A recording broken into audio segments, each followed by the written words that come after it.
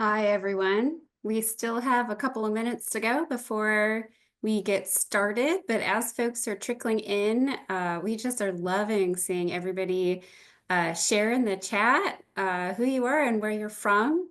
It's such a great, one of the best things about March Mammal Madness is the wonderful community we have that's just from everywhere. We've got folks already spanning coast to coast. So can we hit all 50 states just in this webinar? That would be exciting. So please feel free to share in the chat where you are, where you're from, and just make sure to send it to everyone so we can all see. All right. I think some people are still going to be trickling in, but might as well make the most of our time. Thank you, everyone who has joined us for this webinar. My name is Katie Hinde. I'm the founding director and current lead organizer for the narration team for March Mammal Madness. And I'm an associate professor here at Arizona State University. And it's my great pleasure to also introduce my co-host, Anali Perry, who will tell you a bit about herself. Hi, everyone. My name is Anali Perry, and I'm a librarian at Arizona State University in the library, and have had the great pleasure, I suppose, of launching the LibGuide, which has turned into a very helpful tool. So we are looking forward to talking with you about adapting March Mammal Madness for the first time. Just a couple of housekeeping tidbits to know. This is a webinar format, and so most of you will not be able to unmute. However, please feel free to leave questions in the chat or using the QA feature. Katie and I will both be monitoring it. We are both very hyperactive on Zoom and looking at all the things at the same time. So don't worry, we won't miss your question. Not just on Zoom. Definitely not. The webinar is being recorded, and we will post it on the ASU Library's YouTube channel after it's been processed. We always kind of go through the transcript, make sure that it's correct, make sure, so Otter AI doesn't say March Mammal Madness. It always comes up with every time, some Marshmallows. new Marshmallow Madness. Marshmallow Madness. So Also sounds like fun. Yeah. For the record. Well, it is. That's a separate issue. We may get to that if there's time in the Q&A. However, so yes, please share your questions and stay tuned for the webinar. If you can't stay the whole time, that's okay. Everybody who's registered will send a link to the webinar afterwards. So with that, I will go ahead and let Katie take it away. Yeah, hi. Hi, everyone. I'm so excited for you to be joining us. Of course, this is far in advance of when March Mammal Madness officially begins. This year's tournament bracket will be released on February 20th, and the tournament begins on March 11th with the wild card battle. So one of the reasons why we decided to have this webinar so early is because we really wanted to open up a discussion space with educators who are considering adopting March Mammal Madness with their learners. And we've heard from many educators over the years that it can kind of seem a bit overwhelming. I'm recognizing some of the names we have in the webinar chat, so I know we've got some longtime players and followers of the tournament here, which is great. And they, I think, will be quite aware that each year the tournament grows. It has more resources. It has a more elaborate website, which of course provides really great resources for our longtime players and educators and learners, but just compounds the problem, I think, to first-time adopters in making it seem extra intimidating. So our goal with this session today is to really set new educators or educators new to using March Mammal Madness up for success themselves and success with their learners, and really kind of set the stage of what can be expected for resources in 2025. And I will also add that we are not going to have any sneak peeks about the tournament today. We are going to be announcing divisions some additional sneak peeks at a Darwin Day seminar that is co-sponsored by the National Center for Science Education and the National Association of Biology Teachers. And but we will have some really, really fun topics today for those of you that are longtime players that are here.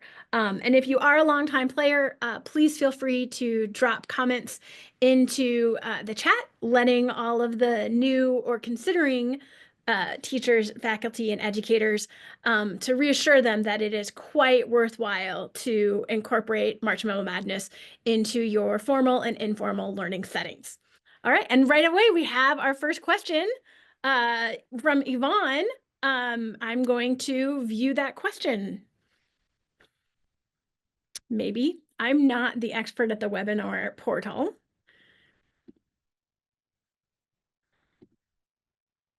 Are you seeing it, Annalie? Yvonne raised her hand, so maybe we should, but didn't type in a question. Oh, maybe Yvonne was raising her hand as a longtime player. I'm not sure. So since people are coming in, okay, Anna Harder, this is her 3rd year teaching MMM, and it's so fun. The kids love it. Newbies, suggestions for newbies, this is why we are here. We're just getting a read of the room before we kind of launch into some of the mechanics. So I promise you, there'll be a lot of content. A lot of longtime players, and a couple things that are probably people are spotting if you're watching the chat is we have educators who use it with their learners from college all the way to elementary school and everyone in between. And this is one of the things that we think is so fantastic about March Mammal Madness is that it can be played at all sorts of levels of expertise. So it can be played with advanced college undergraduates. It can be played with high school students, AP students. It can be a great gateway, much like birders talk about their spark bird that got them interested in birding. March Mammal Madness has served as a spark tool for getting people typically not as interested in science into really excited about animals and environments.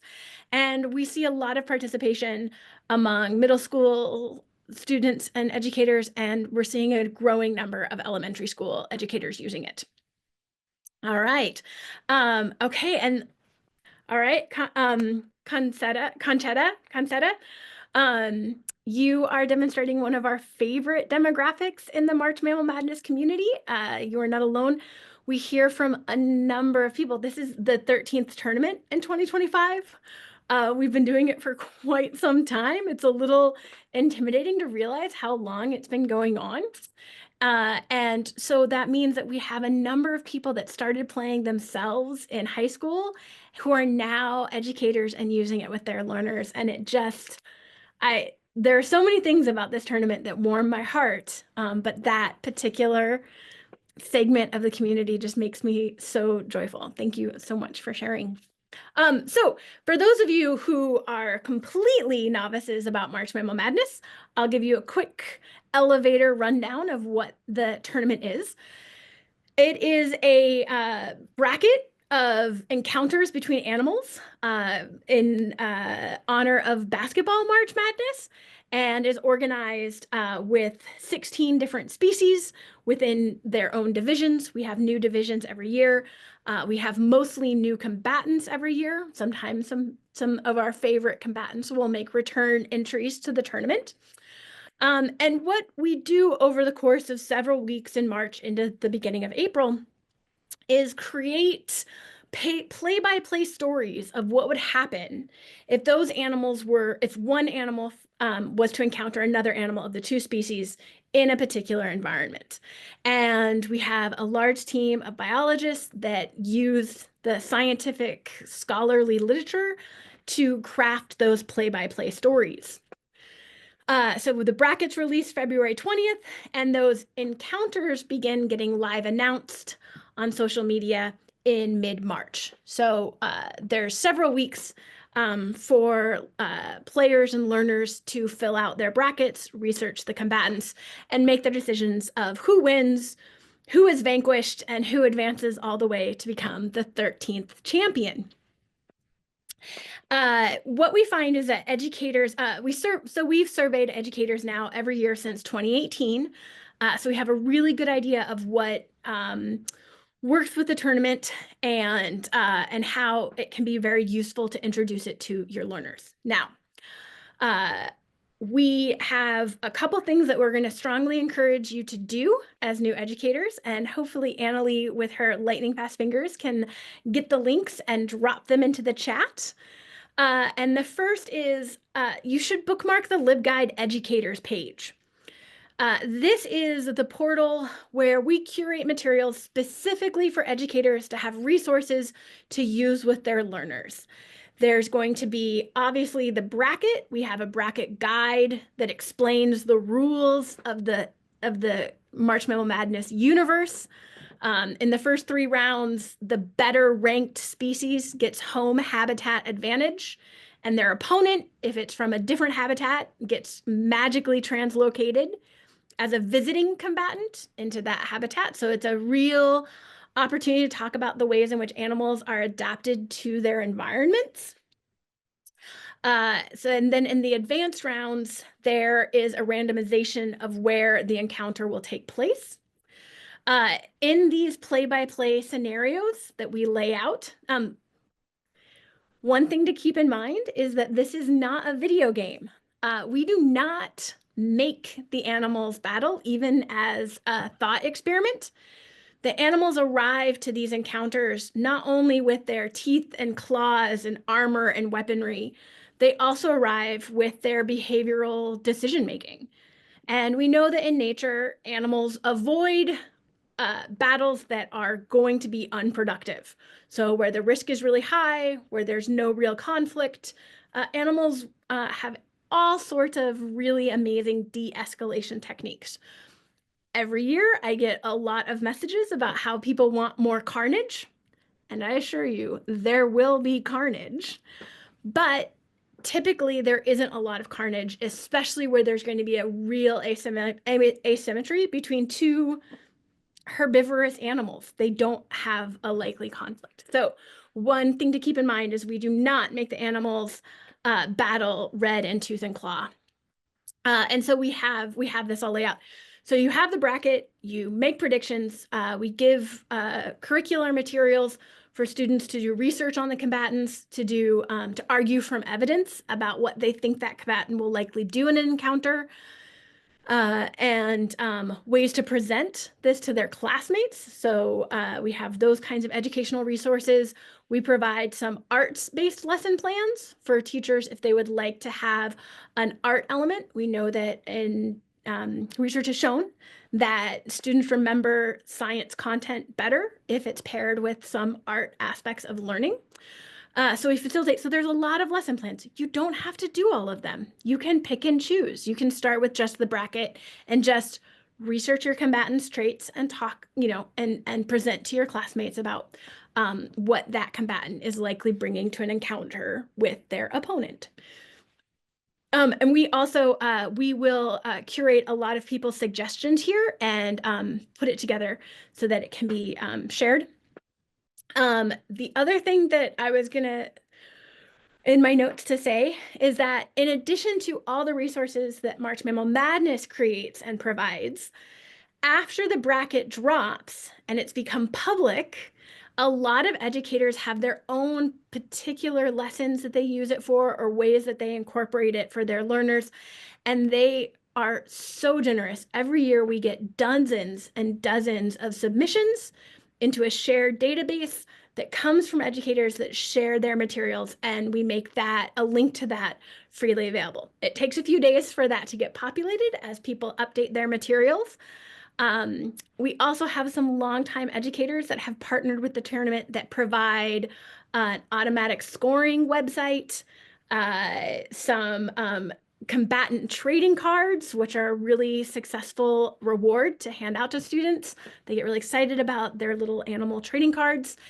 And so there's a lot of materials. There's a lot of materials, but you don't have to do all of them. You can pick and choose, like a cafeteria. Maybe you're really hungry and you want to have a multi-course meal. Maybe you are just going to have a quick little appetizer and a coffee for tea. So somebody, I just saw the question. The bracket drops. That means that the bracket becomes public. It becomes shared. Right now, The bracket is secret, and we are working really hard behind the scenes to prepare everything for the tournament. The actual combatants and the matchups will be released on February 20th. With that in mind, because bracket drop day is a very exciting day, I've had a number of students pretend to be educators to try and get early access to the bracket. We used to release the bracket to educators a few days early. A few years ago, people started putting our materials up on for pay websites. You should never have to pay for any March Mammal Madness materials. We release this under an open educational resource license, making them free to everyone always. All of our materials are freely shared.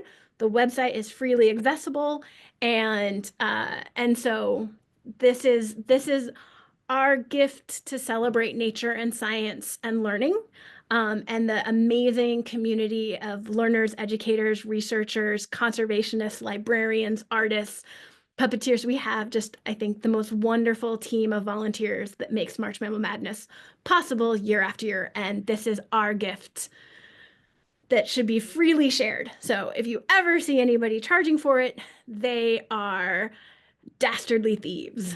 Have fun with that Otter AI transcription. All right, I'm going to take a break. Oh, so bookmark the educator website. And then the other thing is please sign up for the educator materials email list. This gets posted new every year. It's where you sign up for educator materials. And this is a place where we will send like really essential updates, some really essential information. That email list is one of the few ways we can communicate directly with educators beyond what's on the LibGuide. And sometimes we have to respond fast to things, and we'll send out a quick email blast. With that in mind, we will never use that email for anything other than essential March Mammal Madness communications, and we will never share it with anyone outside of our organization. I'm the only one that has it and the only one that emails to that list. And we recreate the list new every year. So we ask everybody to opt in each year in order to be on the list and get the materials, so that we aren't pestering people after they might have retired or moved on, or anything like that. So we try and be really, really thoughtful about our user community. So those are the two key things: the link to the educator request form. Last year, 9,400 educators requested it, and they told us that they were going to use the tournament with 870,000 learners, which is mind-boggling to me, but is also something that we are very proud of here in March Mammal Madness, that we've created a resource that has grown year over year and is used in half the counties in the United States, and is used in all sorts of communities and all sorts of places by all sorts of people. And we really love how we come together to celebrate nature, science, learning, and animals. What didn't I say, Annalie, that I should have?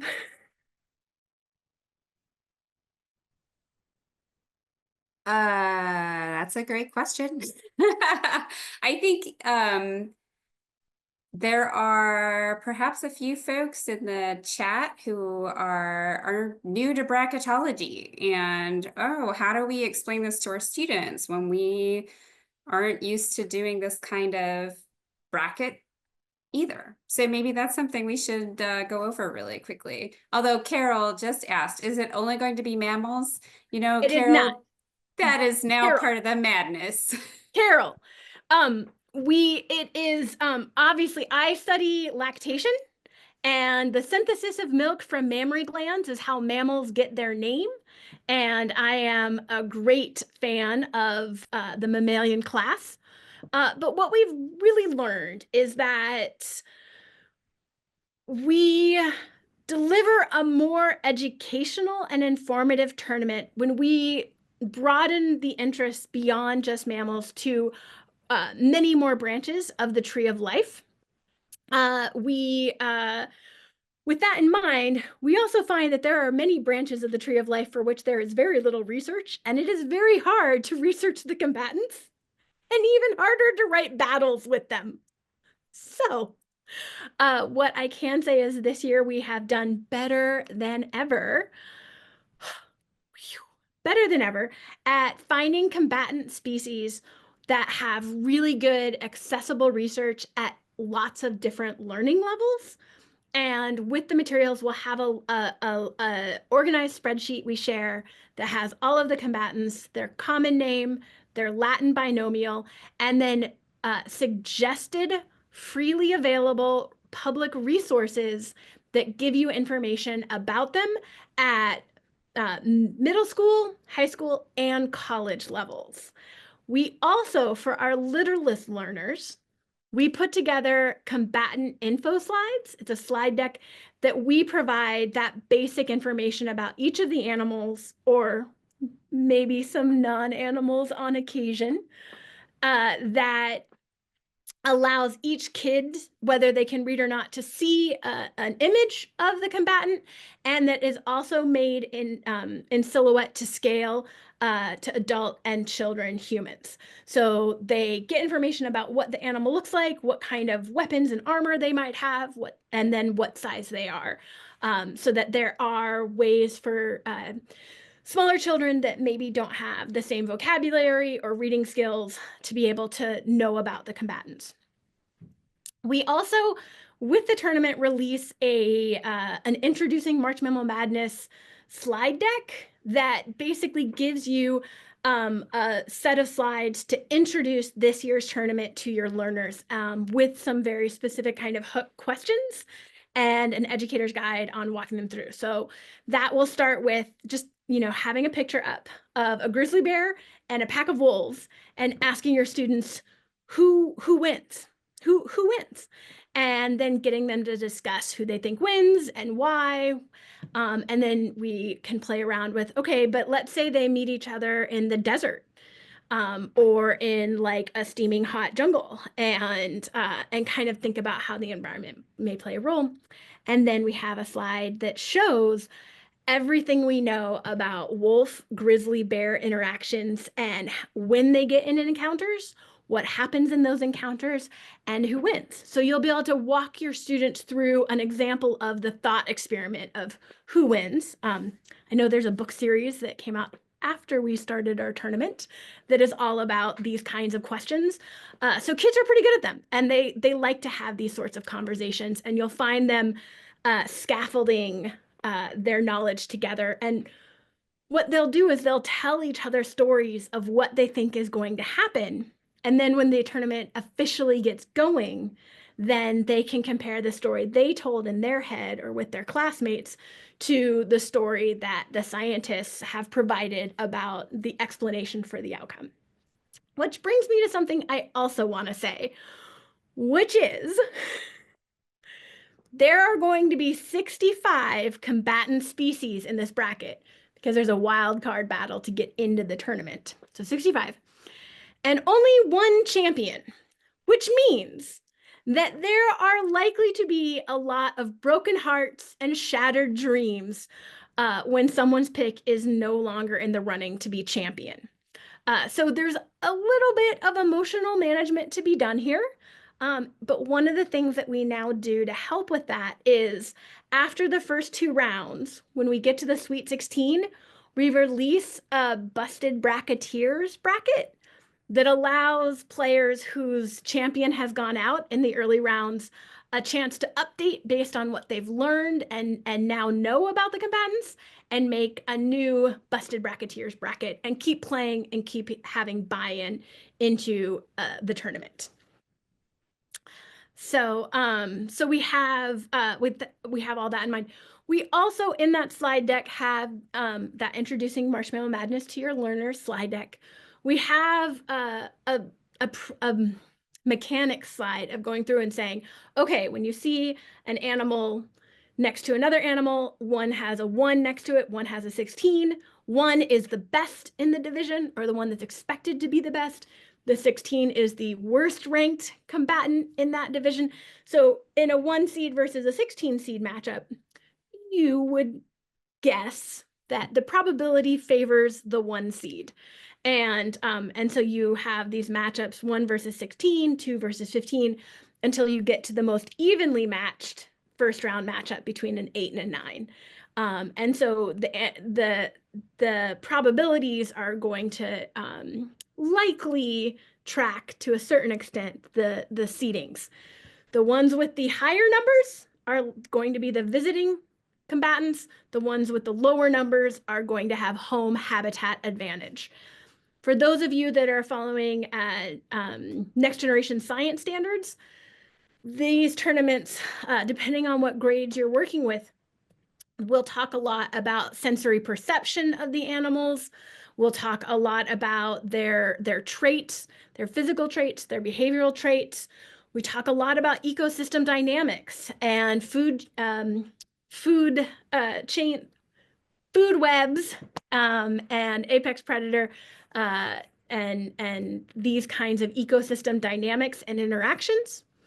We also talk routinely about human impacts. And we increasingly bring in earth sciences, talking about weather and geological features that shape aspects of the environmental ecosystems.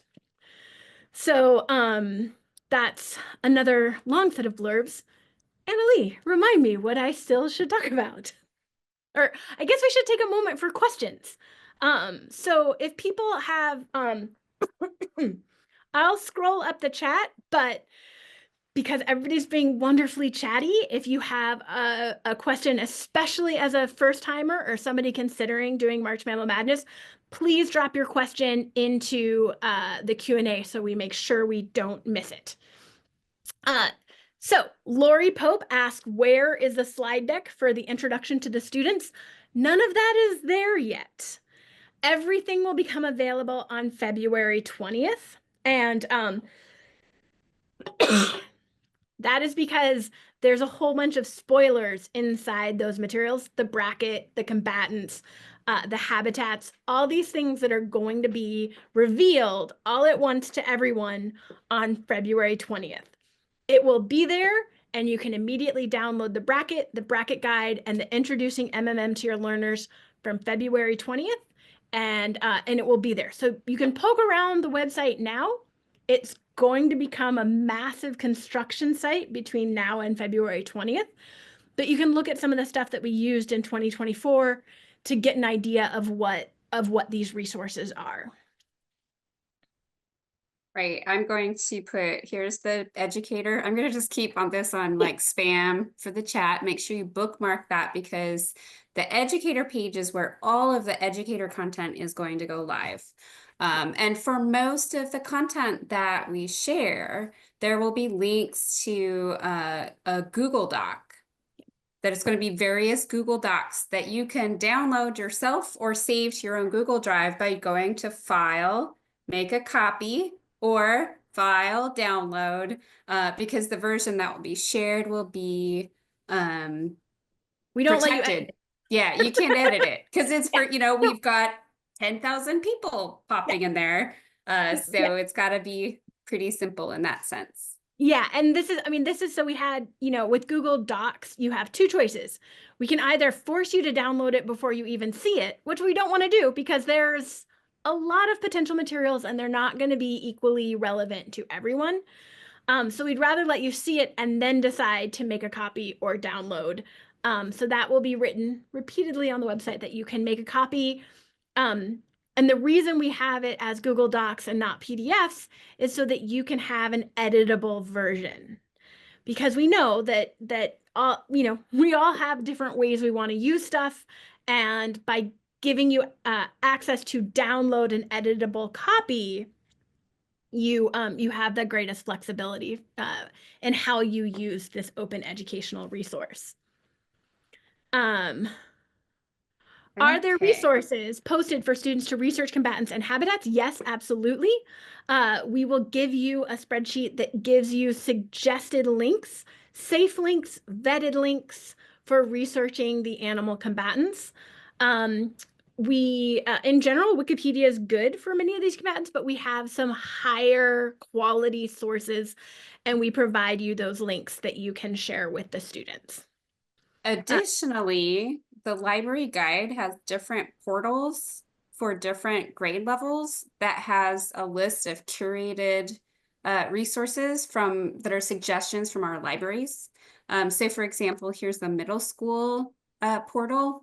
So the resources that are linked there are all appropriate sources for finding like general research about any of the combatants there. Yeah, so there's a really nice, Annalie and the library team has really put together a beautiful LibGuide so that people, learners at college level, high school level, middle school, and elementary, they can all go to their portal that just has the resources that we think are most age appropriate for them. And they don't end up being at materials that are too far above or too far below their learning level. Sandra Miller asks, in helping to guide students in research, what information should we suggest our students focus on most? We generally think that now, I want to emphasize that this is a tournament that's based on probabilities. So the biologists on the narration team, we research the combatants and we estimate the likelihood that one animal stays on the field of battle and the other animal departs the field of battle. Now, maybe they depart the field of battle because they're eaten, because they run away, because they hide, because something else happens to them. But we really think about how that might work. We estimate that probability, and then we use the one ring, the random number generator, RNG, to actually determine the outcome. So let's say we have a battle between, and I'm just making this up, something like a tiger and a bunny rabbit. Bunny rabbit, of course, is not an actual species, but all the lagomorphs I can think of are really obscure names. So a volcano rabbit. It's a little tiny volcano rabbit that lives in a particular elevation. So you've got a tiger versus a volcano rabbit. So the tiger is a very large, very dangerous predator. The rabbit is eaten by a lot of things. Its strategy to avoid being eaten is to very, very, very, very quickly get away. It has these really fantastic locomotor styles, their bones, their tendons, their muscles, their tension, their use of kinetic energy. They get away very quickly, so they run away.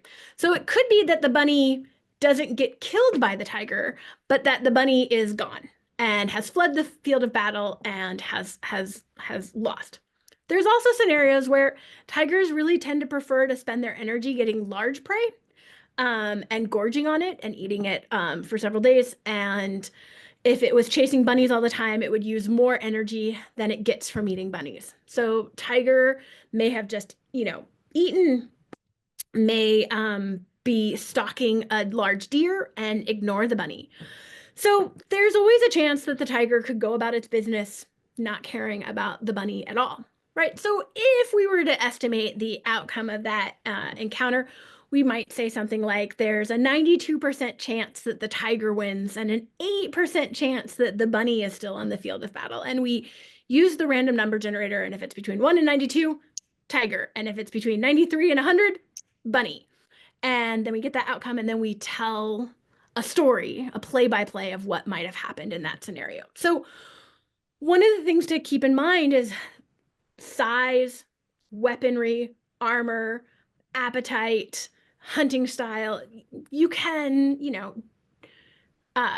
think how sophisticated the learners are, right? How dynamic are their ecosystem understanding? Are we talking about intro biology students in college? Are we talking about fifth graders?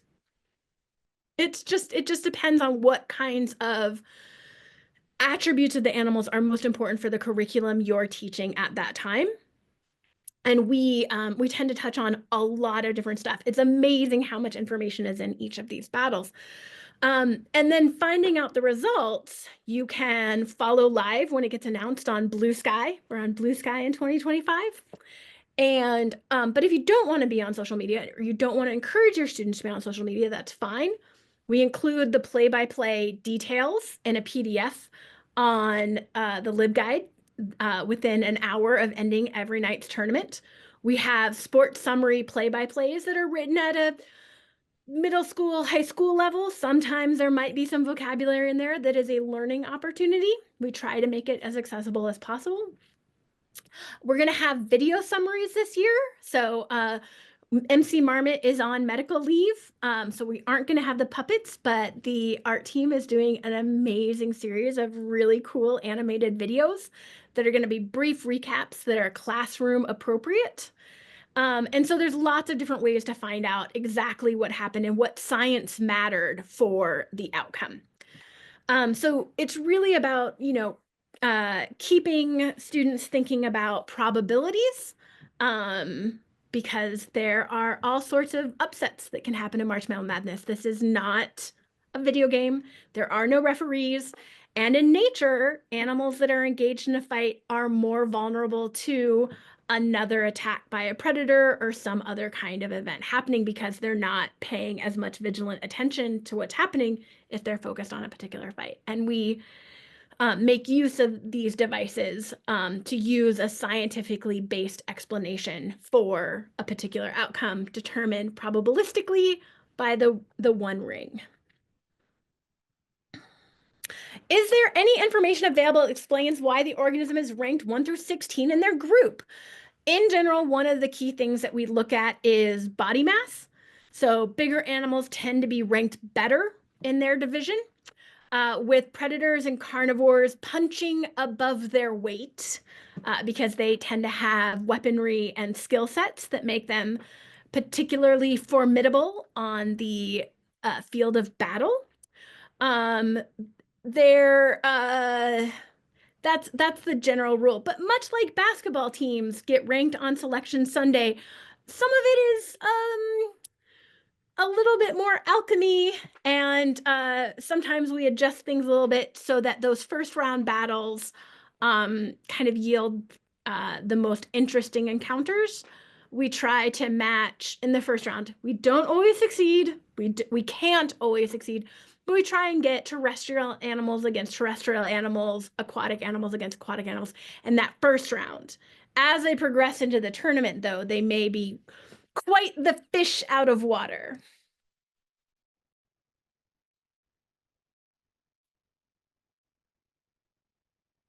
The animated recaps that we're planning will work just the same way as the MC Marmot ones do. It will have, kind of brief summaries of like the key, what was a key aspect that determined the outcome. We might go into some detail a little bit longer if there's a particularly exciting battle or a particularly important bit of science information. But for any of your players that are a little worked up and don't find the brief video animated recap sufficient, we strongly encourage you to direct them to the Read All About It. So every night at the end of the battles, we release a magazine that goes into some of the details, and that's posted as a PDF on the website. We also have a text-based version for people that don't want the PDF, but we have a whole like layout with images and details and a lot of other content about the tournament. It's for those of you of a certain age group, they're kind of like the zoo animal magazines or the Ranger Rick magazines of our youth in the 80s. So they're probably super lame to kids today, but they make me so happy that we have those. And then at the end of the year of the tournament, we combine everything into a big compendium. So last year we had an over 200-page compendium that we turned into an ebook that anybody can download from the ASU Library. Thank you, Leanne Wolf. I agree, Ranger Rick was the best. Oh, I guarantee you there will be cringe in this video, the animated videos. We can't help it. We're the age where we're just automatically cringe. I'm not saying that we're gonna have like words like skibbity and riz, but we are. Look at Annalie. I promise we are gonna be very neutral, but because we're old, it will be annoying to the youths.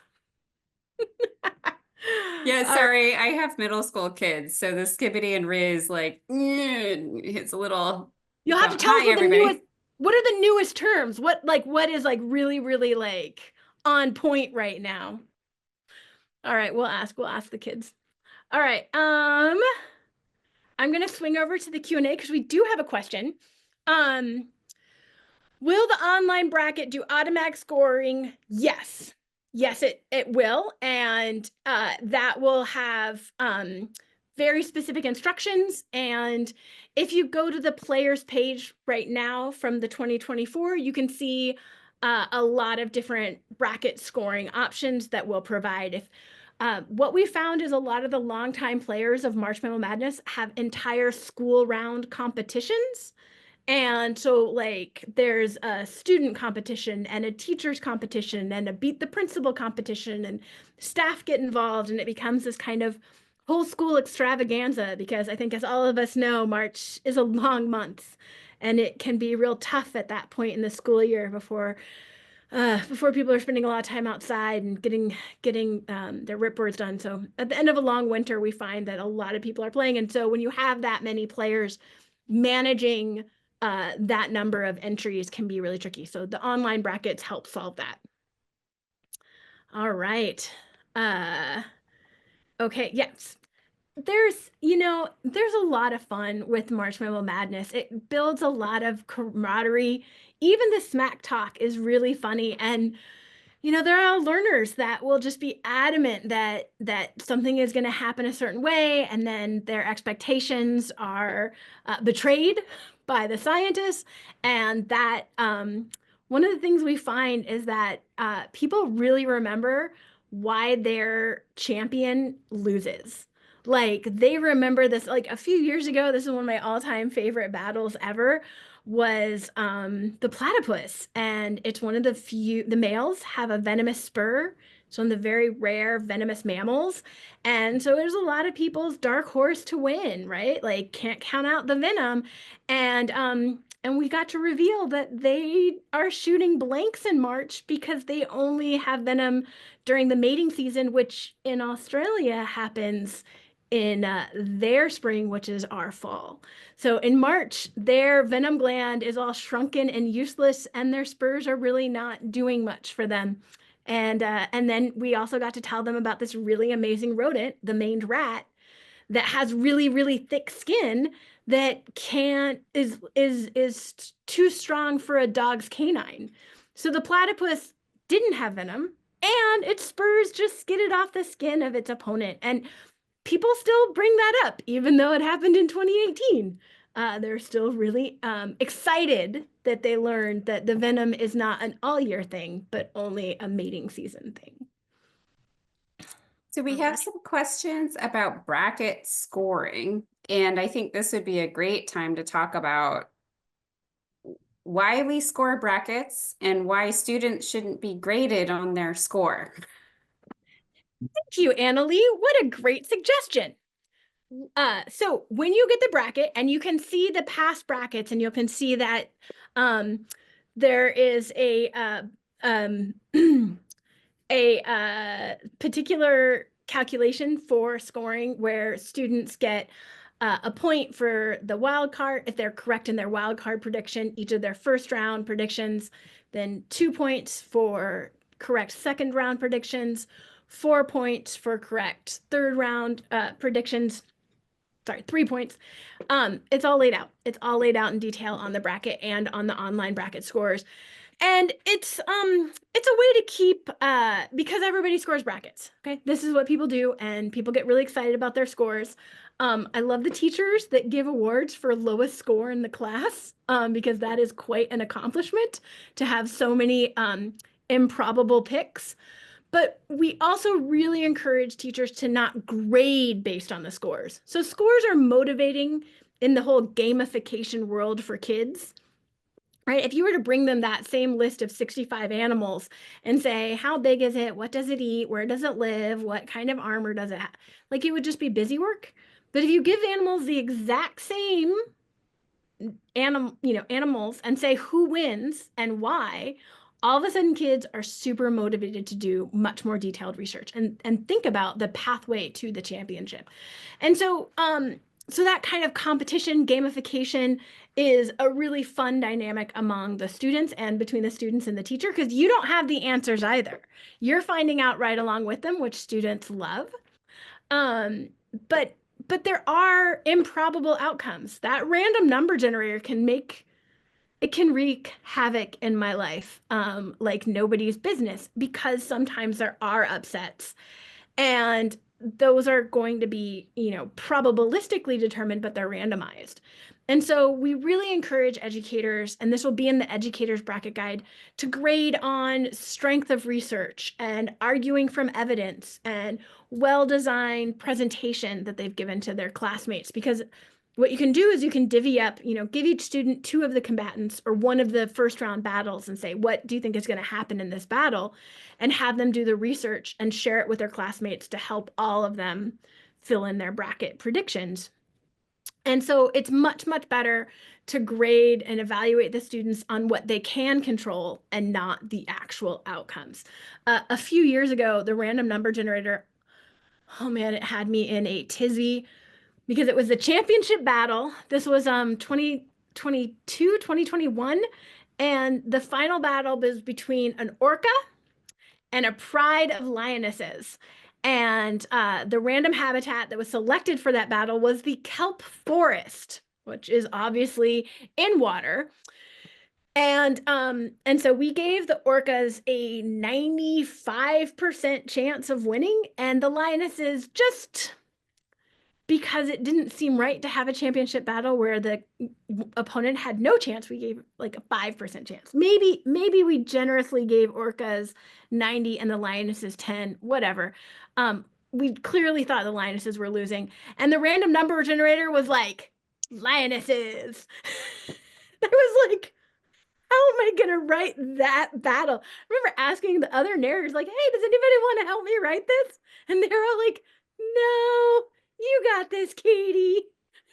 And it was such a it was a real opportunity to go deep into the literature and read all about orcas and all about lionesses, and really, find a scientifically plausible reason for lionesses and orcas to even encounter one another, and then also create an evidence-based scenario where the orca left the field of battle and the lioness survived. So anybody that was using it during that time can recall that was a highly contested battle. And I have never gotten more letters about a championship battle, and people's absolute, many people were very delighted. And some people were incredibly irate, and I got so many emails about that battle. So ultimately, the random number generator really keeps us honest in having a dynamic and sometimes very surprising set of scenarios. Generally, the random number generator doesn't have improbable outcomes for a single combatant over and over, such that a champion is an incredibly unlikely champion. But you will have upsets at some point in the 60+ battles that happen over the course of the weeks of the tournament.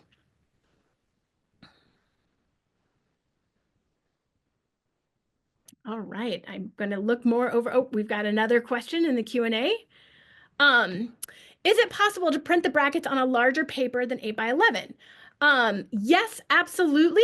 There will be, so there's a couple options for this. Our graphic designer that makes the brackets will provide a giant banner bracket. Now, this is a blank. You can use it year after year bracket where you can put the animal names onto it for that year. So it works in perpetuity. So if you print a big banner, you don't have to pay to print that every year. We also have jumbo brackets, which are the year's bracket printed out over 5 pieces of paper. And we find that this is really good for individuals that have to write bigger, that like to write bigger, or aren't able to write very small. So it gets used by all sorts of people that want a bigger bracket. And so when you have access to the bracket, you can select the jumbo bracket option and it will print out over 5 pages. So it won't be tiny. Thank you for that question. I'll also quickly note that we share out a file of the PNG versions of the bracket, which allows you to, like, if you download it and that gives you a little bit more flexibility in blowing it up to a larger size paper if you wanted to. Yeah. I'm going to paste the example in the chat. Yeah. So I also follow up on a Diane Owen asked if there's a video for each matchup. There's a video for each night's events. So most of the nights there will be 8 battles. So round 1, you have 8 battles per division. So that's 4 nights of the tournament. So that will be 4 videos. When we get to round 2, we'll combine 2 divisions in a night. Again, 8 battles. When we get to the Sweet 16, there will be 8 battles, and that's all 4 divisions. That's one night. Then we get to the elite trait. One night, 4 battles. The final roar. Fun fact, Elite 8 and Final 4 are both trademarked by the NCAA for basketball. So we have the elite trait and the final roar. And those are 4 and 2 battles, and then the championship, of course, is just a single culminating battle for the entire tournament. And so each night of the event, the calendar is on the LibGuide. It will have a video for each one of those, and it will be available usually the next morning after the battles have happened. So we're aiming for it to be 5 to 8 minutes, maybe a little bit longer at times, but just it's going to be like a sports rundown show. Pretty quick, pretty short and sweet, so that it doesn't take up a lot of your class time once we're into the tournament action. And for students that want to learn more, there is the nightly magazine that has all the details. Great questions.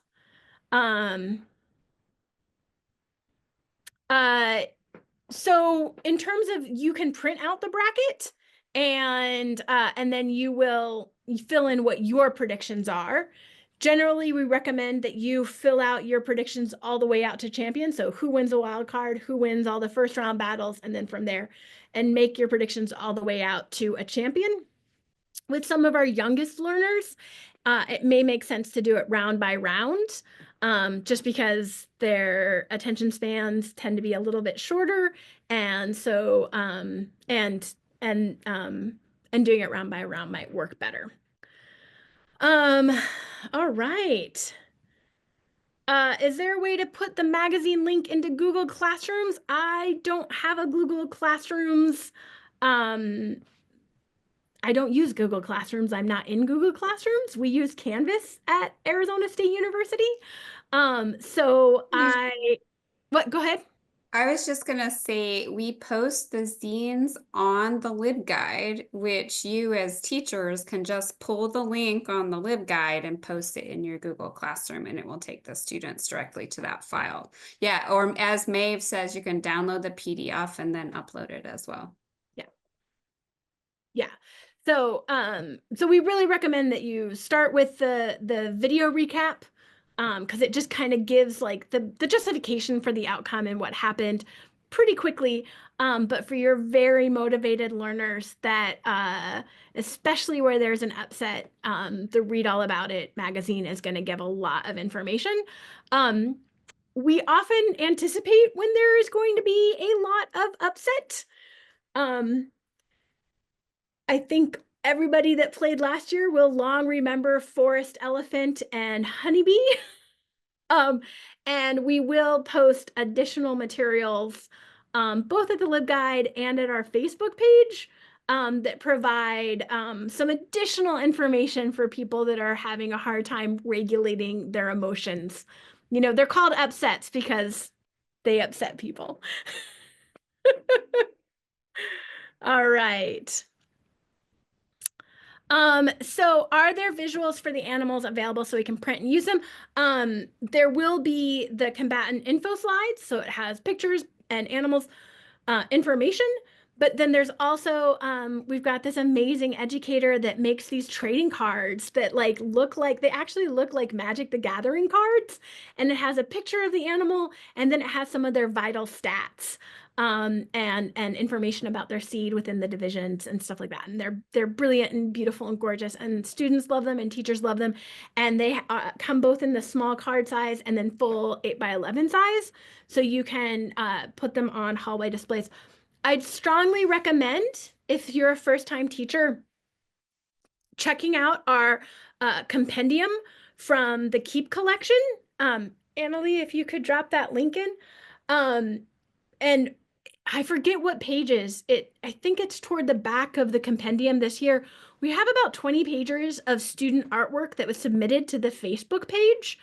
And it shows the different ways that teachers are using art from the lesson plans, their own art lesson plans, the different displays in the hallways of brackets, the different trophies they create. There is so much creativity in the March Mammal Madness community. And we really tried to showcase a lot of that. So we made collages of the different kinds of art installations that educators and learners are doing in their classrooms and hallways. And it gives you a lot of ideas of what people are creating around March Mammal Madness. All right. I just want to give you all kudos because I don't know if I've ever like typed so fast in like pulling links. You're all just like keeping me going. I'm like, it's all, but you know, it's all on the LibGuide. Almost everything I'm linking to you is on the LibGuide. It just gets tricky digging around for it. So Yeah, and everything's called March Mammal Madness. So like it's like this is why we were kind of laughing about like it does seem like a springtime flooded river of resources and information and things to do. And we are not suggesting that everybody just jump in without a life jacket, right? Like you can walk down to a safe part of the river and just dip your toe in, just get the bracket, just do the research, start small.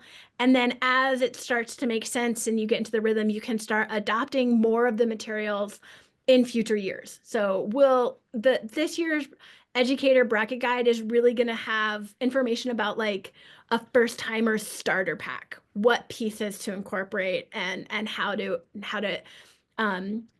dip your toes in rather than jump in without a life jacket. How long does March Mammal Madness last time-wise? The tournament wildcard battle is going to be on March 10th. That's a Monday. And the whole tournament wraps on April 2nd, which is a Wednesday. We typically only put out tournament materials on Monday, Wednesday, and Thursday while the tournament is running. So that and the calendar is on the LibGuide, and it talks about what happens when each tournament day. And right now the divisions haven't been announced, but we will provide the specifics about which divisions will be which days during round 1 and round 2. All right, so Becky came in. Okay, if you have, I know that there's like different kinds of block scheduling for classrooms and learners, and absolutely you can do it with a small class or students that you only see a couple times a week. One of the things that we've done is because we release all the materials on the 20th, and the tournament does not begin until March 10th, and that's just the wild card. The tournament really doesn't get going until March 12th. That gives you plenty of time for a couple visits or more with your students between when the bracket becomes available and when the action starts. So they have time to do research and pick their brackets. And then when you see your students, it might be that you end up playing a couple of the MC Marmot. No, it's not MC Marmot this year. It's been in the past. A couple of the animated videos. Okay, we're calling it the rundown. It's the rundown. It's going to be so much fun.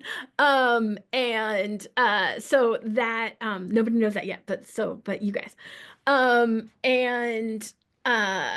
So you'll maybe watch a couple of the videos when you see your students if some time has passed. And what's really quite charming is a lot of teachers work out with their learners to not go to the website and get their find out what happens until they're in the classroom. And the students are actually really good about not having spoilers, or if they can't handle waiting, not spoiling it for their classmates. People are quite lovely. I'm always impressed by how lovely everyone in the community is. So yeah, you can play this without it being a situation where you see your students every day in the classroom for sure.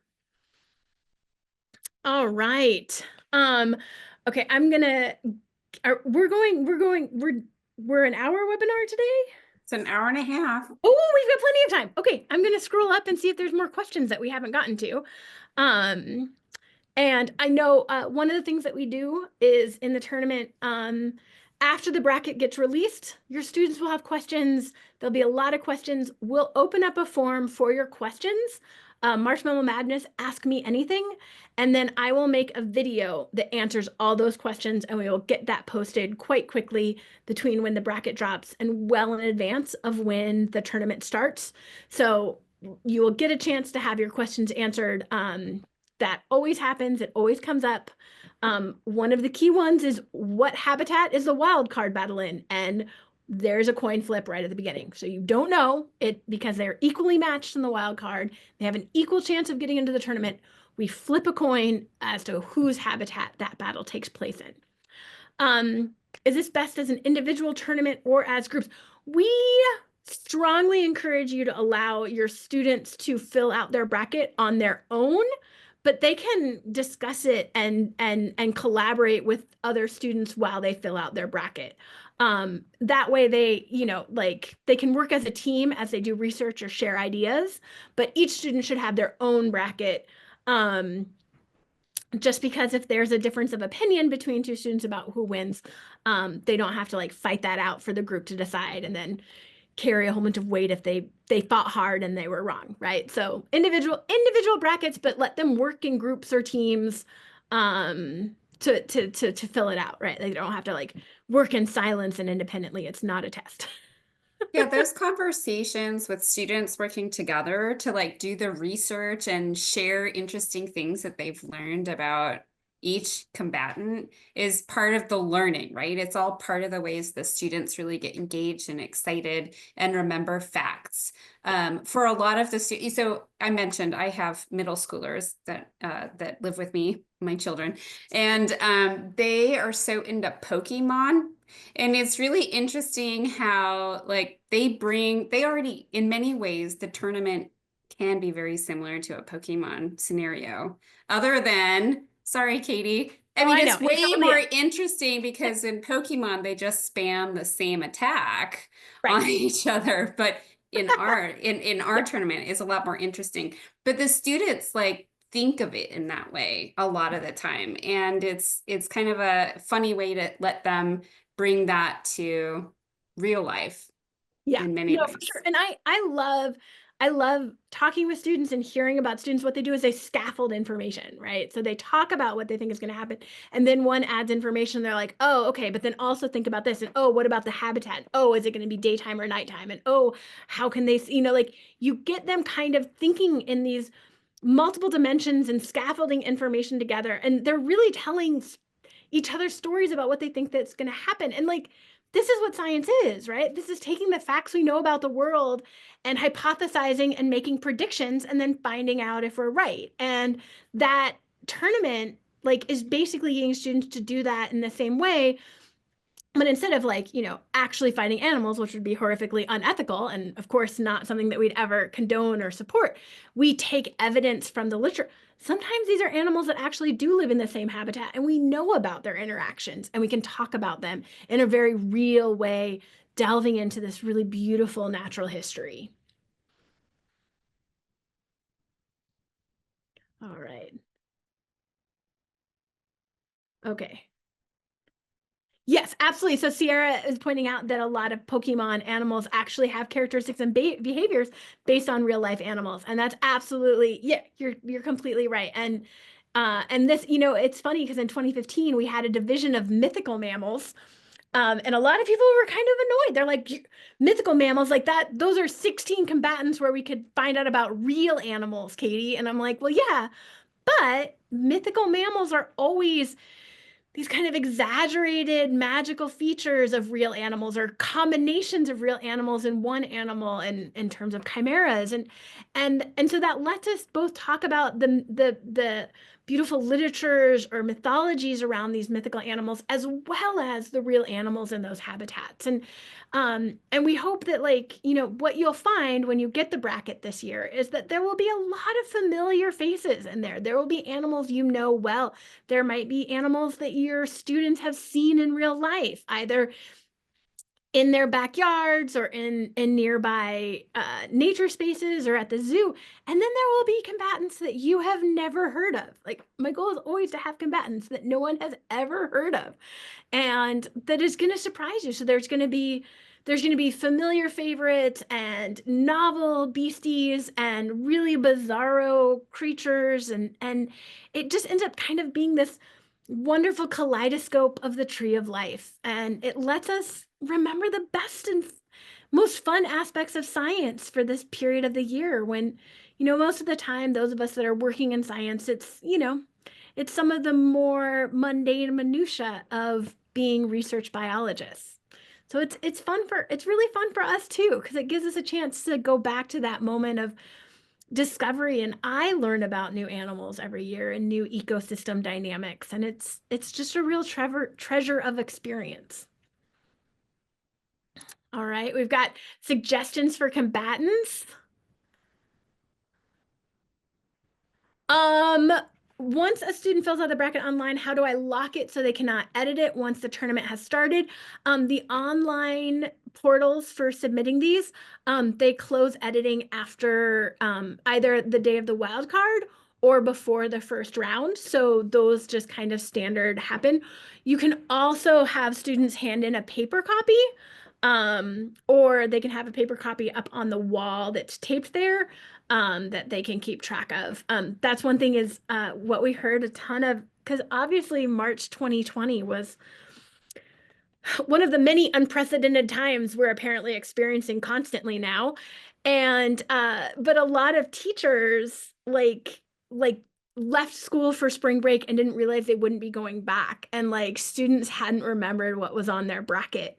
And so I encourage students to take a picture and hand in a paper copy or have a paper copy taped to the wall. In addition, they should fill out a paper copy regardless so that they have something to work from when they're putting their predictions into the online tool. Yes, everyone has spring break in March. It becomes a thing always. There's no time that we could schedule this that is able to elude everybody's holiday breaks. So we just recommend that you can ask students to not see what happens, so that they don't get spoilers, and just catch up when everybody gets back. And that can be a lot of fun too. Aw. Kristen Sabnes, thank you so much. Yeah, we heard that a lot of kids that were having a hard time in those first weeks of the pandemic in 2020, that some of them, the only thing that they'd engage about was March Mammal Madness, when people were really struggling with the transition to remote learning. So we, it's one of those things that you only truly learn how to do it by doing it. Like so many things, it requires active learning and not lecture. But kind of once you figure it out, it becomes a quite fantastic experience. And we leave plenty of time between the bracket going out and when the tournament starts for people to not feel rushed or stressed about introducing it to their learners, getting a chance to ask us questions and implement the answers. And there's also, if you're on Facebook, there's an amazing Facebook page with just the educators that are on there offer so many suggestions. They're so helpful. We have a Q&A section that goes on that Facebook page. And then I know a lot of educators belong to like the middle school teachers science page. Wherever you have a community of players or educators, you'll find a lot of support. People like last year we had educators making YouTube videos about why they do March Mammal Madness and use it with their learners, and like doing kind of the same thing we're doing now here. Like, it was intimidating, and then I jumped in, and now it's, the highlight of the year. And we hear from teachers that students start asking about it in the fall. Are we going to play again? We hear from teachers that students that have graduated their class will come back to pick up a bracket, and students that have graduated from their school. So we hear about high school teachers who have students that have gone off to college that come back to get a bracket from their high school teacher, their high school science teacher. And they talk about how like their current high school students will have these conversations with college students about the bracket and the animals and the predictions, and they will tell stories about past battles, right? And like there's an entire oral tradition that has grown up around March Mammal Madness as people talk about their memories of battles and experiences and the emotions that they have engaged by playing the tournament.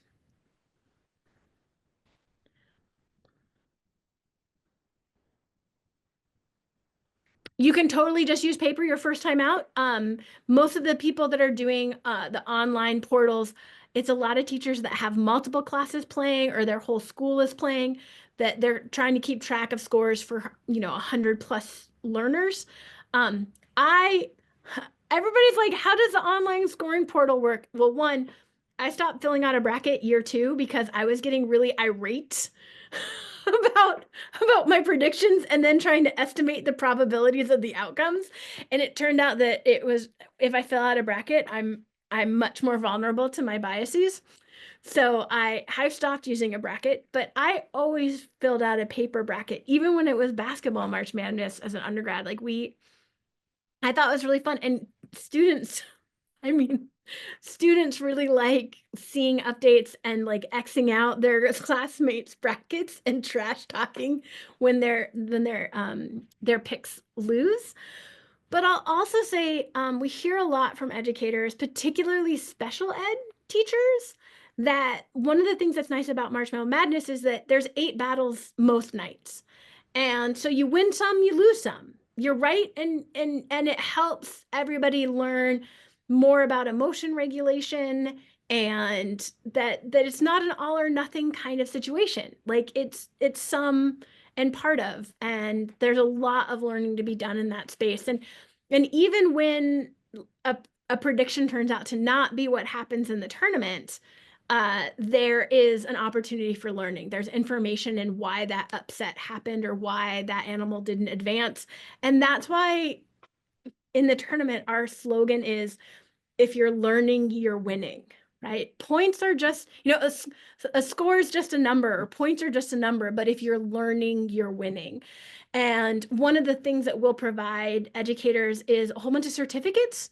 They're editable. You can fill them out however you want. And sure, some of them are for high score or best score in a class, but a lot of them are for best research, best artwork, most enthusiastic participation, which maybe often goes to a student that's really irate about a particular outcome and just won't stop, cheering for the champion that should have been and the attributes that they had, And so there's just a lot of ways to recognize things that are extraordinary and special in our students and their engagement with this tournament. And we really emphasize that if you're learning, you're winning. And I think that's just an important lesson for life. So we try to not get too hung up on the score and really focus on what we're learning about the natural world in this tournament.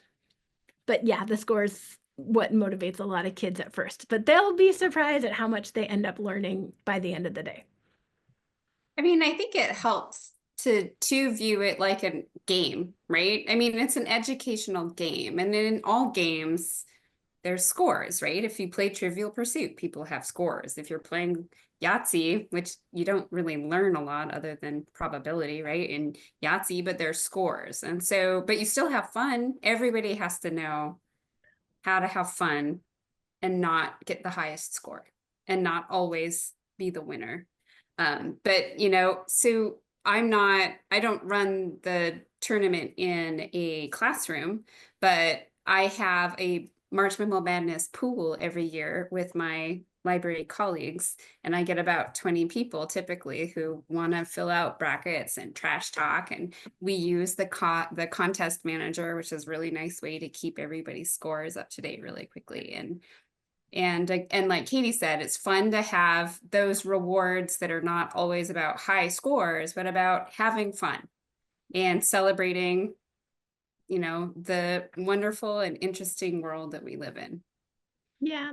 Yeah. And one thing, like we hear from educators all the time that they hear students talking about the tournament in the hallways, at lunch, when they're like outside the classroom, or they have a lot of, their parents will talk about their kids coming home talking about the tournament and telling the teachers about how engaging it is, and that the family's now playing. And so we really see this as it really builds a lot of connections that are not easily developed otherwise, right? So you see a lot more connections between learners and educators and learners of different stripes, and bringing in community members and family members, and grandpas and grandmas playing with their grandkids. And it's just it's a pretty, I never would have imagined 12 years ago when I started the tournament that this is where we would be at this juncture. And yet, if we think about it, like, of course, like people love games, they love animals, they love nature, they love trash talking with their friends. And it ends up, everybody, there's an entry point for everyone, right? So there will be the learners that like do tons of research and tons of outside reading and like have like the memorized stats and all sorts of information. And then there'll be the more casual player that's just kind of like, I'm going to go with what I know. And both can have fun and both can get something out of it. And so that's part of the thing that's so, I think, wonderful, is that the tournament accommodates all these different personalities and temperaments and learning styles and approaches. And there's room, it's a big tent. There's room for everyone. So our questions have slowed down, but we still have a good number of folks here. Many of you are the educators who've done this before. Do you have any top tips that you would share with somebody new? If you raise your hand, I think we can unmute you if you like, but otherwise you can certainly just type your tip into the chat. And thank you everyone for being here. It's fantastic to hear from everyone and get a chance to spread the March Mammal Madness community love.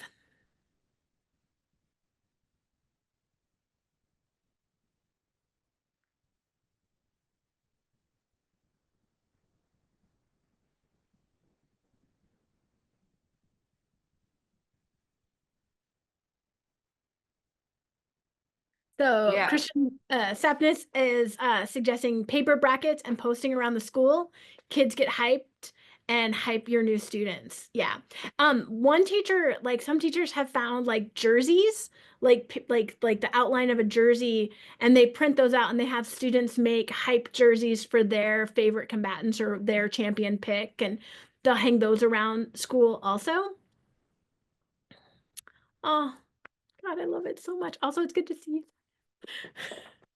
Yeah, there is often, so on the educator Facebook page, educators often have their own, like, I mean, because this is all about competition, right? The educators are like competing for who has the best March Mammal Madness display. It can be a lot of fun. Yeah. Desk pets. Oh, like little erasers. I'm sorry, Jen, I'm like too old. I don't know what desk pets are. So for high school students, there's a great question here from Leanne Wolf about how long should we give high school students to research and fill in a bracket. So I tend to recommend that middle schoolers research 1 to 2 combatants, and they pull them out of a hat so that not everyone gets like the best animal, right? Like, so you divvy them up. But for high school students, I think you should have them research a match. So look at what is like, there's lots of first round matchups, then you'll know what they are from the bracket. And so have them, actually research, okay, whose habitat is it going to happen in, and how does that advantage the home combatant? How does that hurt the visiting opponent if it does? And have them kind of really lay out what they think might happen. And then share it with the other students in the class for them to like, so you have like a period of research, and then at the next class meeting, there's presentations. Teachers sometimes have the students give an oral presentation in front of the class, which is a great skill. Sometimes they have the students do a hype poster or a hype scenario of the battle, and they put them up on the wall, and then the students can walk around and take notes that from the information that their classmates have provided, and then they fill out their bracket. So you can do it in, typically it takes 2 to 3 class meetings, it depends on if you're on a block schedule and you're with the students for a long chunk of time, or if it's just a 50-minute period every day. It's 2 to 3 meetings to get the bracket all the way filled out. But you can, you have 2.5 weeks to get that done. So you can spread it out or have it be part of the period. You'll be surprised at how we have a playlist. We share a Spotify playlist with the classes that are animal themed songs. So you can play music appropriate for the classroom for your students while they do a research session. And teachers talk to us about how like they've never heard their classroom so loud or their students talking so much or how much some of their quieter students are talking when they get to start talking about animals. So you find that it might end up being a little bit more class time than you planned just because the students are so engaged and you want to keep that going.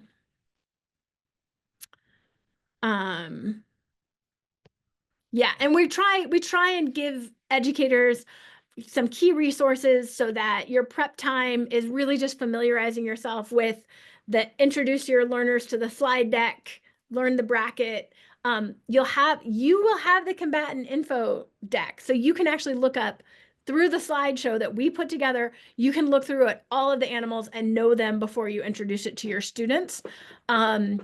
But just in case you want to be, 1 to 2 hours ahead of them in their learning. But the day the bracket drops, we know that it changes the Google search algorithm, right? Like we can see that the number of searches for the animals in the bracket spikes way higher than at any other time of the year. It's really neat to see that actual digital footprint of the tournament being used around the country.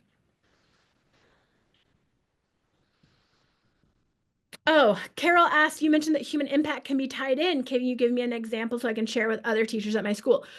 So, we will highlight the ways in which human impacts, both large and small, are impacting those species. So we might have things about habitat destruction and purposes for habitat destruction. We might talk about elevated pollutants in waterways. We might talk about hunting pressure on some of these species. We might talk about roadways without safe corridors. We highlight kind of big systemic issues around pollution, climate change. We talk about resource extraction, and then we talk about kind of small scale, like a human not paying attention while they're speeding in their car. So we'll showcase all of those. We don't want just making people aware that there's problems in the world is not sufficient unto the day. So what we've increasingly started to do is where we talk about a human impact, we will highlight a demonstrated evidence-based solution. So sometimes these will get written into the battles, or sometimes we'll provide that information in the play-by-play, which will be in the magazine, that really highlights like better practices or solutions that have been implemented or what the general public can do to help support those kinds of solutions. We're really focused on not just the human impacts in terms of doing the damage, but the ways in which humans are part of the solutions too. Thank you for that question. I was very happy that I got to say that.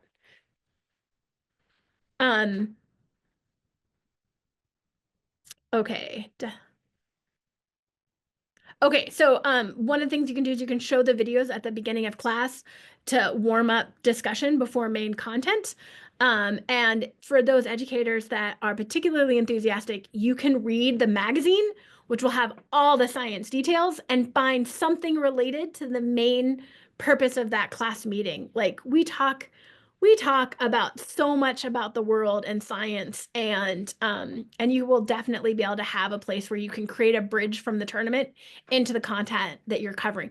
We talk about weather, we talk about water cycles and geology and obviously ecosystem dynamics, but all of these things come up routinely in the tournament, and you'll likely be able to find it not too difficult to build a bridge from that content into what the purpose of your class meeting is for that day. So it can be about 10 minutes of the, once the tournament gets going, like you can spend like 10 minutes on March Mammal Madness tops and then move on into what you're there to do in terms of your curricular agenda that day. Great question. We had another question about March Mammal Madness merch. which maybe we should address. Okay, where was the question? It was in the Q&A, actually. Oh, I just said we were going to okay. answer it live. Okay. Okay. So, um, all right. So we have the March Mammal Madness art team, and they so most all of those print on demand sites really rip off artists. They really don't get the return on that those efforts. And so so that's been really, they've been really kind of searching for a good place to do that, that both doesn't mean that they're out there trying to silk screen while they're trying to do the art for the tournament and their regular jobs. And so one of the things that we will do is when the bracket drops, I will upload public domain logos for the tournament and some other hype materials. And those are provided, those are freely available to players, and anybody can go and get them printed on t-shirts. You can do it online. You can do it a variety of different ways. But those print on demand websites are we're less often doing that with the art team's artwork. It was getting ripped off. It was they as wonderful as the March Mammal Madness community is, and it is wonderful, that is not all communities and all internet spaces. And so I put together public domain logos, and we put the PNGs up there, and they can be downloaded, and you can put them on mugs, you can do whatever you want with them, and we are happy for you to do whatever you want with them. But we are not managing one of those websites. So currently. Thank you for that question. And hopefully at some point there will be more structured March Mammal Madness merch again, but Redbubble changed all of their policies, and we had to, and Society 6 changed all of their policies. And so we've really been trying to find places that used ethically sourced products to put art on in an economically ethical way. And those are really hard to find right now. So thank you for that question. And we'll post any of the logos and stuff for you to use however you want with our blessing. So we have about 2 minutes left. Gosh. This has gone really quickly, and thanks everybody for hanging in there and asking your questions. Yeah, and yeah, thank you for your interest in March Mammal Madness. If there were any questions that didn't get answered, feel free to email. I've also downloaded the webinar chat so that I'll be able to kind of go through and see if there are any other questions that aren't answered on the LibGuide or won't be answered on the LibGuide soon. I will say next week we're gonna drop the MMM Valentines. These are always classroom appropriate, science-based animal courtship Valentines. So those will be coming out, and then we'll be posting the National Center for Science Education, who is co-sponsoring the tournament this year. Thank you so much to the National Center of Science Education. They are hosting a Darwin Day webinar in partnership with the National Association of Biology Teachers. And at that event, we'll talk a bit more about science education beyond March Mammal Madness and what we know about how human minds learn. I'm an evolutionary social scientist, and I study these things. And at that event, we'll be releasing the divisions, the theme, the logo, and a few other secret sneak peeks as everybody gets ready for the official drop day on the 20th. So Darwin Day is February 12th, and you can sign up for that webinar from the LibGuide. And that's going to be that's going to be an educator-focused and public-focused discussion of why is learning about animals something the human mind is adapted to do? And the answers are really, really fascinating.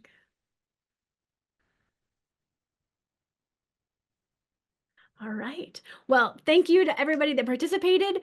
Thank you, Annalie, and the entire library. Thank you for all of our veteran educators and new educators. And I've seen drafts of nearly every battle for the first round already, and they are some of the best battles that we've ever had in the tournament. I'm ridiculously excited, and this is going to be, the best year ever. We've got a really good bracket for you guys. So thank you, everyone. as always. And just remember, if you're learning, you're winning. Thank you, Katie. Thanks, everybody. This has been great. We're so pumped for this year's tournament. Yay! So fun. Yeah. Bye. Bye.